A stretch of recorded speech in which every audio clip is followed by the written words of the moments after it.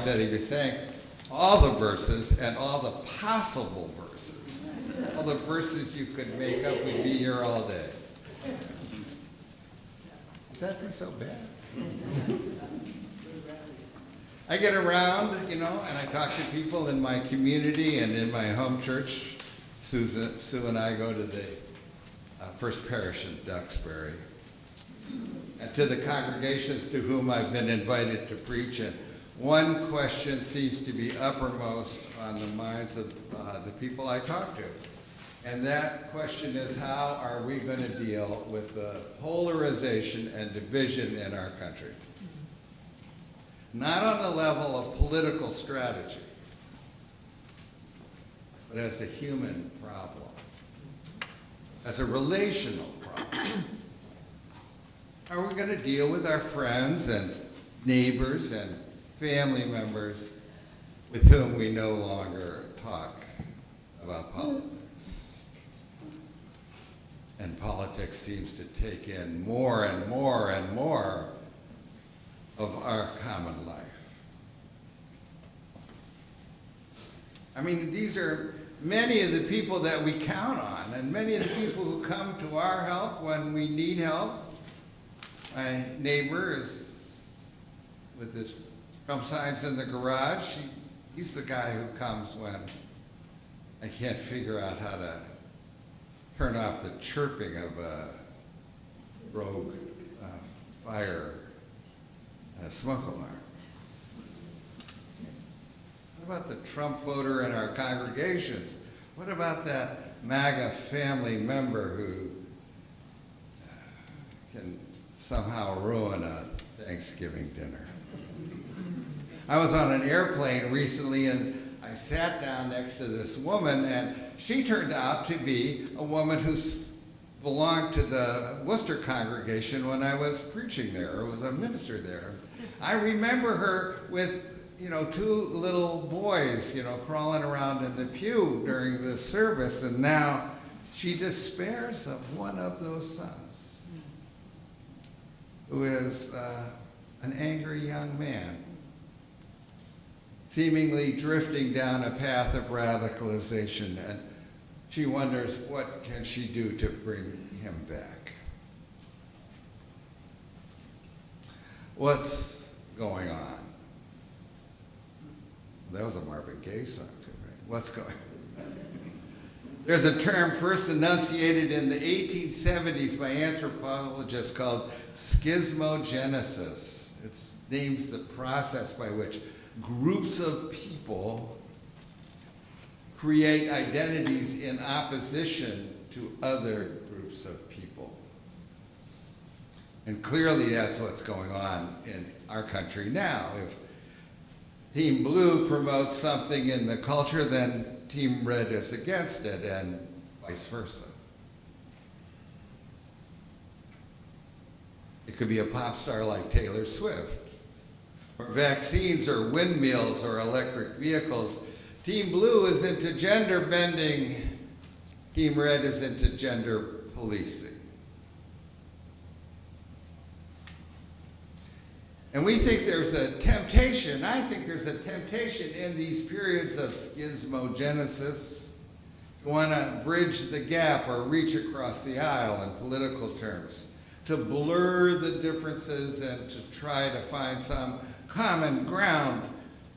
But that's usually ineffective, because the desire to oppose is stronger than the desire to unite. Everybody is reacting to each other, and they're anxious, and they're watching their opposite number, and then they're responding to that. Are you clear about what I'm saying? I got big words in there, Went to seminary, come on. We're in a period of great social conflict, and this shows up as polarization and tribalism, this us against them. And yes, there are deep economic, political, social, global forces that are in conflict with each other, and this is a perilous moment on the clock of the world. But I'm not really addressing all that. That's just a given. That's just the environment we live and work in. That's the situation we have to deal with. But how that shows up for us, it seems, is that people who seem to be good folk, people who help us and people we try to help, people in our families and our neighborhoods seem to be drifting away. And we are afraid of losing them forever. At this moment, it's good to remember the concept of self-differentiation. More big words here. Self-differentiation. That's a word that comes out of the world of psychology and family systems. Self-differentiation is the idea that you cannot deal with people who are different from yourself or who are in conflict with you unless you know yourself first. And once you know yourself, you're less anxious. And you can see them more clearly.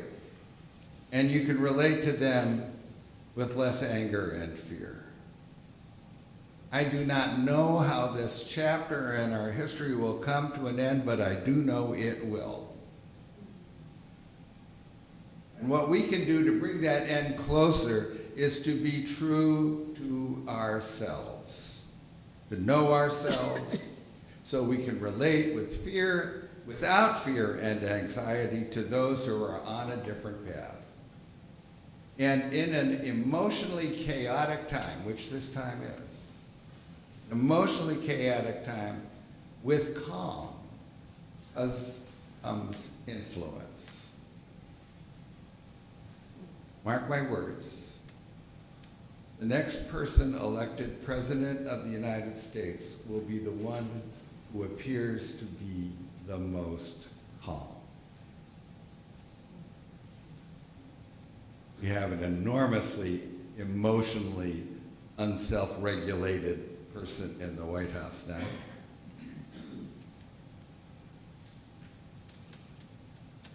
And just like after Nixon, we yearned for the honesty of Jimmy Carter, just like after we'll learn for someone who is calm and in control of their own emotions the next time around.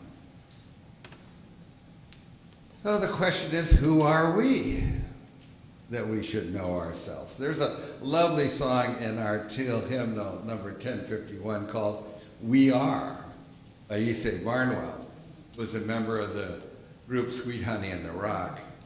I recently asked a congregation to sing that song, and it did not go well. So let me just quote some of the lyrics. We are our grandmother's prayers and our grandfather's dreamings. We are the breath of our ancestors, the siblings of mercy and the cousins of love, the lovers of life and the builders of nations, the seekers of truth and the keepers of faith. Well, my grandparents were not Ysaye Barnwell's grandparents, and I doubt that either my grandparents or Ysaye Barnwell's grandparents ever had tea with Ralph Waldo Emerson or William Ellery Channing, the spiritual ancestors of our faith. But they all had similar or even the same prayers and dreamings. They all prayed for and dreamed of a time and a place when everyone was seen and recognized in all the ways they yearned to be seen, in all the different ways people's minds are wired. And they prayed for and they dreamed of a time when everyone could participate in the decisions that affect their lives and the needs of all could be satisfied. And my grandparents, serious German Baptists of the Christian social gospel variety, would have named that vision the kingdom of God. And we now name that dream and prayer the beloved community. And in our 7 principles, we named it the world of justice, equity, and compassion. And now we say it's a world in which love is at the center. The words are forever changing. But when we hear Curtis Mayfield sing a song about the train a-coming, we know where that train is headed. That's the dream. We must know ourselves. Our religious movement, Unitarian Universalism in its American version, was created in the generations after the Revolution of 1776. And you see, there was a contradiction between the prevailing Calvinist theology and the ideology of the Revolution. Calvinism thought humankind was innately depraved and that governments were established by God to control sinful humanity. And the Revolution was inspired by a completely different and opposite thought, that humankind was not only capable of, but deserved self-government, and that governments were established by us to protect our rights to life, liberty, and the pursuit of happiness. And so the early American Unitarians and Universalists rejected Calvinism and have been stumbling fitfully toward a democratic faith ever since. And in 1964, centuries later, Dr. Martin Luther King addressed our General Assembly and urged us, the title of his swear lecture was, "Do Not Sleep Through the Revolution." And white UUs hit the snooze button for a couple of decades after that. In 1987, we woke up enough to proclaim our intention to be an anti-racist, anti-oppressive, multicultural religious movement, and we have been trying to be woke ever since. And why shouldn't we? Because woke is better than being asleep and unconscious of the world that's going on around you. Our faith, which is at heart a faith in the possibility of human freedom and flourishing, makes it possible to hear the diesels humming, the turning of wheels and time of history that just keep moving forward. And as much as is being challenged and damaged right now, much is also being preserved and being built for the first time. We are waking up to the tremendous power that we have when we recognize each other fully. People are coming together. People are being protected. Whistles are being blown in the street to protect people. People are being seen and recognized as they never have been before. There will be another reconstruction. And we will refound this republic again. Someday, all this too shall pass.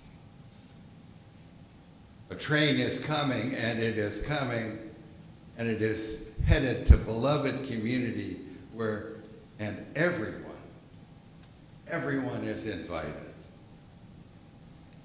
The tragedy of this present moment of polarization is that there are many who do not believe that they are invited.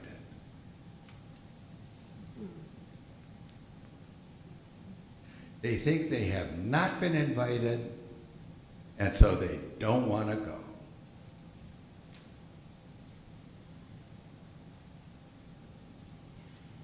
But the song says you don't need a ticket. You just get on board. But they don't believe it. Now, our churches and congregations have some experience with exactly this problem. How many were around here for the welcoming, or here or somewhere, for the welcoming congregation process in the 1990s? Lots of us, right? That was our self-education program to overcome our own homophobia that made our congregations unwelcoming to LGBTQ plus people. And one of the sentiments that came up over and over again as every congregation discussed this is people would say, well, we welcome everybody. Why should we have to make a special deal about welcoming gay and lesbian people, transgender folks? After all, we welcome everybody.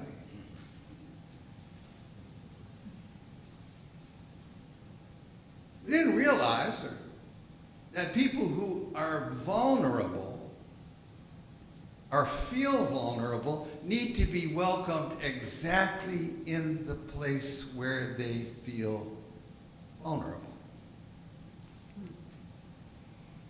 I think of it this way. You go to a party and you realize you're underdressed.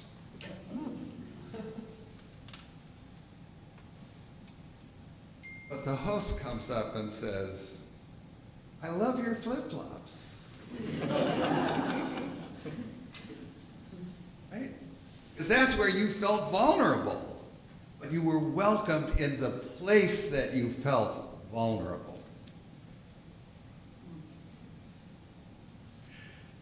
People, you could say you're welcome someplace. I mean, how many of us pass an evangelical church and the sign outside says, everybody is welcome? And you say to yourself, but not people like me, not people who think like I do. They don't mean me, right?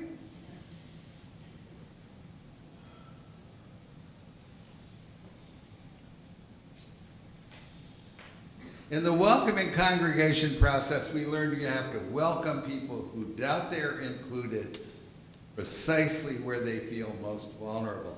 If you want to welcome LGBTQ plus people, you need to make that welcome explicit. You need to fly a rainbow flag, or you put up a rainbow sticker, or you paint your front steps in rainbow colors. You make it explicit that you're welcoming.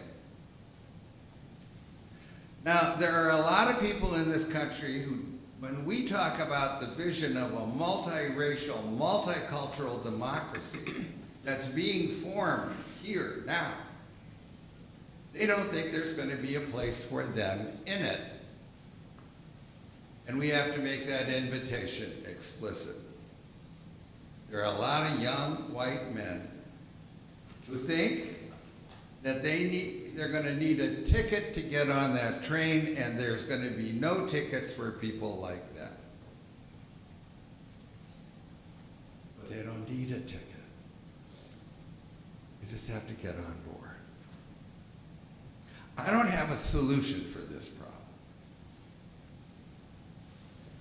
There are no magic words that we can use to communicate the sincerity to which our invitation to beloved community is being extended.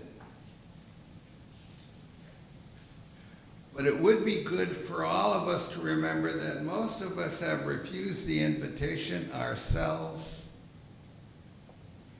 at some point in our lives.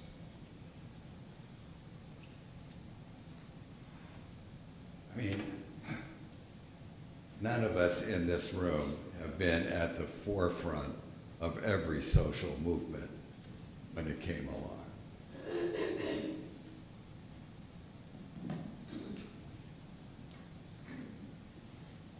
Why? Because the world changes faster than we can. That's just a fact of life. The world changes faster than we can. That's why don't get a tattoo that expresses your political opinion. It will embarrass you someday, or it has a big chance of doing that. The world changes faster than we can, so it is always a struggle. Always a struggle to decide when and where and about what are you going to work to keep up. Some people keep up with football. Some people keep up with pop music. Some people keep up with politics. Some people keep up with a religion, their faith. not as many as should. Just saying that. If we remember that about ourselves, we should be able to be calm about those who are angrily rejecting the invitation that they think has not been offered to them. And I do know that gracious people, women, people of color, and other men in this denomination, in this faith movement, kept extending that invitation to me again and again and again, even when I was sure that they didn't mean me when they talked about the future of our faith.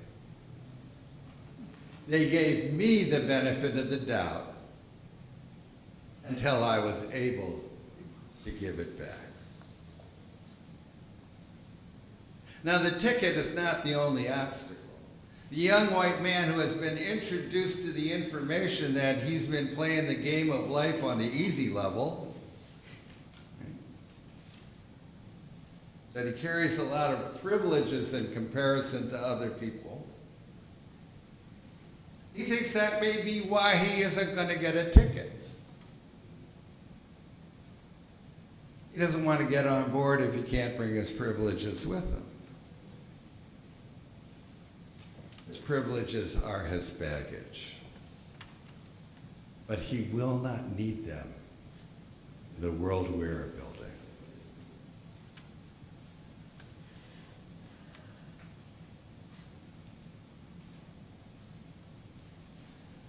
Don't need no baggage. You just thank the Lord. Thank the Lord. I'll leave you to unpack that phrase as ever you wish. But let's just end with a spirit of gratitude. Let us be grateful for all the people who have extended the invitation to us when we were reluctant and resistant. And let us be thankful for a religious tradition which is pointing us to a hopeful outcome in these terrible times. And let us be thankful for our ancestors, both in this faith and in our own families and communities, whose dreams and prayers we get to carry. And let us be thankful for our children and grandchildren and descendants who will be the ones who get to build the world that we dream of. And let us be thankful for the democratic traditions of this nation and its peoples who are ours to enjoy and preserve. And finally, let us be thankful that we get to live in these times, a time when history has slipped its leash. Time when history has slipped its leash and we have the opportunity to make a difference, to bring about a world made fair and all her people one. And let us, each of us, do what we can to extend the invitation to beloved community to everyone who thinks that they are not invited. They don't need a ticket. And they will not lead the baggage of their privileges where we are going. We are just saying, come and go with me to that land. That's going to be our hymn number 1018 in the